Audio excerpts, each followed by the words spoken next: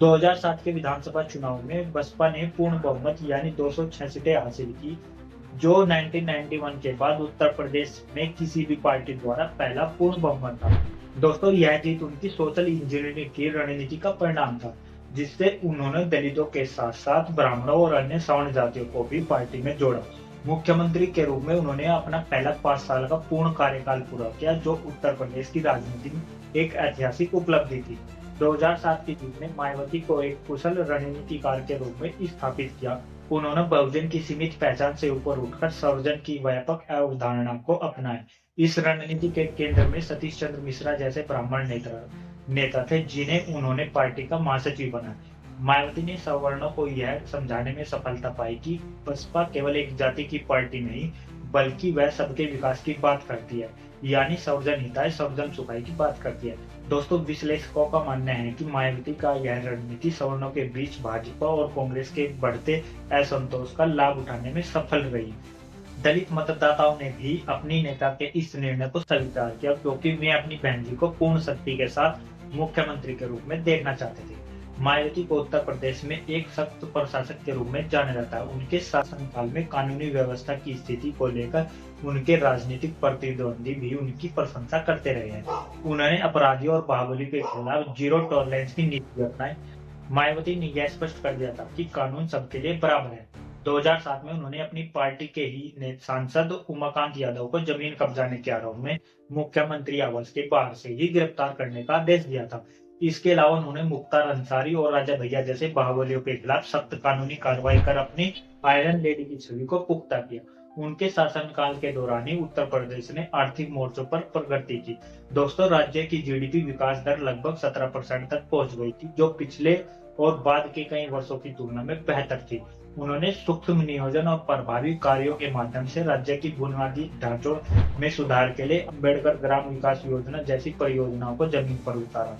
मायावती के शासनकाल का एक सबसे विवादास्पद और चर्चा का विषय लखनऊ और नोएडा में निर्मित विशाल स्मारक पार्क रहे। उन्होंने डॉक्टर भीमराव अम्बेडकर, काशीराम और अन्य दलित नायकों के सम्मान में भव्य स्मारकों का निर्माण करा।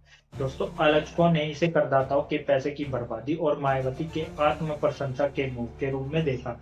विशेष रूप से में अपनी स्वयं की मूर्ति स्थापित करने के लिए उन्हें सुप्रीम कोर्ट तक में चुनौती दी गई। हालांकि दलित समाज के लिए ये केवल पत्थर के ढांचे नहीं थे, बल्कि उनके गौरव पहचान का प्रतीक थे। दोस्तों, मायावती का तर्क था कि सदियों से सवर्णों के स्मारक से भरे शहरों में अब दलित नायकों को भी स्थान मिलना चाहिए। समाजशास्त्रियों के अनुसार मायावती ने इन स्मारकों के माध्यम से दलितों के लिए एक वैकल्पिक इतिहास रचने का प्रयास किया, जिसे आसानी से मिटाया नहीं जा सकता। सत्ता के साथ साथ मायावती का सामना कई कानूनी विवादों से भी हुआ। इसमें ताज हेरिटेज कॉरिडोर और आय की संपत्ति से अधिक के मामले सबसे प्रमुख रहे। ताज कॉरिडोर मामला ताजमहल के पास पर्यटक सुविधाओं को विकसित करने के लिए 175 करोड़ रुपए की परियोजनाओं से संबंधित था। सीबीआई ने आरोप लगाया कि बिना आवश्यक परिवर्णीय मंजूरी के धन जारी किया गया और इसमें वित्तीय अनियमितताएं हुई। साल 2007 में तत्कालीन राज्यपाल टीवी राजेश्वर ने मायावती के खिलाफ मुकदमा चलाने की अनुमति देने से इनकार कर दिया, यह कहते हुए कि उनके खिलाफ पर्याप्त सबूत नहीं है। ताज कॉरिडोर मामले की जांच के दौरान सीबीआई ने मायावती की व्यक्तिगत संपत्ति की जांच शुरू की।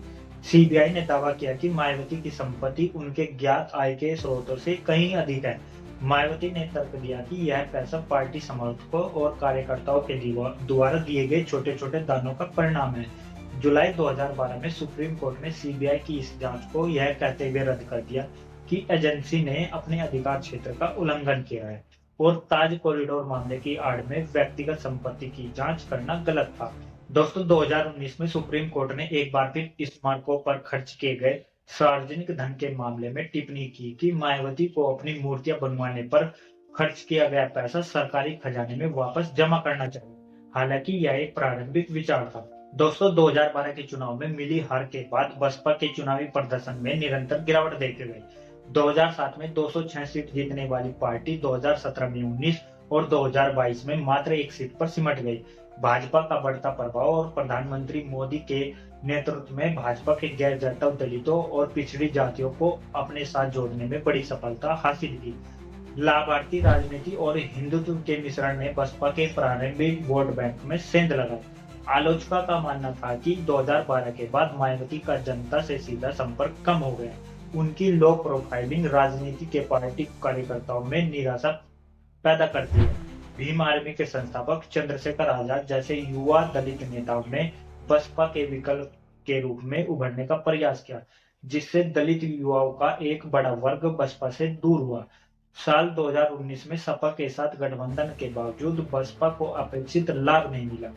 दोस्तों, बसपा को 2007 विधानसभा चुनाव में 206 सीटों के साथ लगभग 30% वोट मिला। 2012 में 80 सीटों के साथ लगभग 25% वोट मिला। 2014 में लोकसभा सीट में 0 सीट के साथ 19% वोट मिला। 2017 विधानसभा में 19 सीटों के साथ लगभग 22% वोट मिला। 2019 लोकसभा चुनाव में 10 सीटों के साथ लगभग 19% वोट मिला। 2022 विधानसभा चुनाव में 1 सीट के साथ लगभग 12% वोट मिला। 2024 लोकसभा चुनाव में 0 सीट के साथ लगभग 9% वोट मिला। दोस्तों, ये आंकड़े बताते हैं कि बसपा का गिराव 2007 के बाद कैसे गिरता गया है वोट बैंक के मामले में।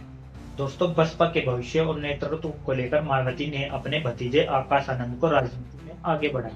हालांकि उनका राजनीतिक सफर भी काफी उतार चढ़ाव वाला रहा।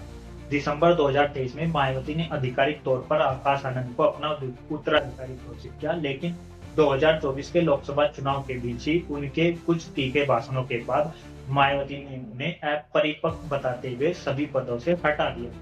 जून 2024 में चुनावी हार के बाद उन्हें फिर से बहाल किया गया, लेकिन मार्च 2025 में एक बार फिर उन्हें उनके ससुर अशोक सिद्धार्थ के नकारात्मक प्रभाव के कारण पार्टी से बाहर कर दिया गया। मई 2025 में आकाश आनंद ने सार्वजनिक रूप से माफी मांगी और मायावती के प्रति अपनी निष्ठा दोहराई, जिसके बाद उन्हें फिर से राष्ट्रीय समन्वयक नियुक्त किया गया। यह घटनाक्रम बसपा के भीतर चल रहे नेतृत्व के संकट और मायावती की कार्यशैली की अनिश्चितता को दर्शाता है। दोस्तों, जनवरी 2026 तक मायावती एक बार फिर सक्रिय राजनीति में लौटती दिख रही है। हाल ही में उन्होंने लखनऊ में एक विशाल रैली को संबोधित किया और 2027 के विधानसभा चुनाव के लिए पार्टी का रोड मैप साझा किया। मायावती ने स्पष्ट कर दिया कि बसपा 2027 के चुनाव में किसी भी बड़े गठबंधन का हिस्सा नहीं बनेगी और पार्टी अकेले चुनाव लड़ेगी। उन्होंने बार बार चुनाव आयोग से ईवीएम के स्थान पर बैलेट पेपर से चुनाव कराने की मांग की है। उनका दावा है कि ईवीएम में हेरफेर के कारण ही बसपा का वोट बैंक कम हो रहा है। उन्होंने अपने कार्यकर्ताओं को सपा और भाजपा दोनों की दलित विरोधी नीतियों से सावधान रहने को कहा है। वर्तमान में वे उत्तर प्रदेश की सभी विधानसभा सीटों पर प्रभारी नियुक्त कर रही है, जो चुनाव के समय पार्टी के उम्मीदवार होंगे। दोस्तों, उनकी रणनीति एक बार फिर से उनके मूल जाटो वोट बैंक को मजबूत करने और दलित मुस्लिम ओबीसी गठबंधन को पुनर्जीवित करने की है।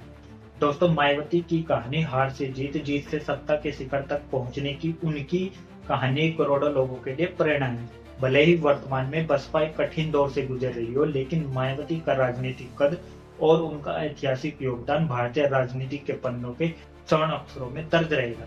उत्तर प्रदेश की राजनीति में उनकी प्रशासनिक पकड़ और दलित चेतना के प्रसार में उनकी भूमिका को नकारा नहीं जा सकता। 2027 का चुनाव यह तय करेगा कि क्या मायावती अपनी सोशल इंजीनियरिंग के जादू को दोबारा जगा पाएगी या भारतीय राजनीति का यह सितारा अपनी चमक खो देगा। उनके दृढ़ संकल्प और संघर्ष की क्षमता को देखते हुए उन्हें राजनीति के मैदान से बाहर मानना जल्दबाजी होगी। दोस्तों, बहन जी का अगला कदम न केवल बसपा के भविष्य को बल्कि उत्तर प्रदेश की सामाजिक राजनीतिक दिशा को भी प्रभावित करेगा। दोस्तों, आपको हमारा यह वीडियो कैसा लगा, हमें अपनी राय कमेंट बॉक्स में जरूर दीजिए और इस वीडियो को ज्यादा से ज्यादा लोगों के साथ शेयर कीजिए।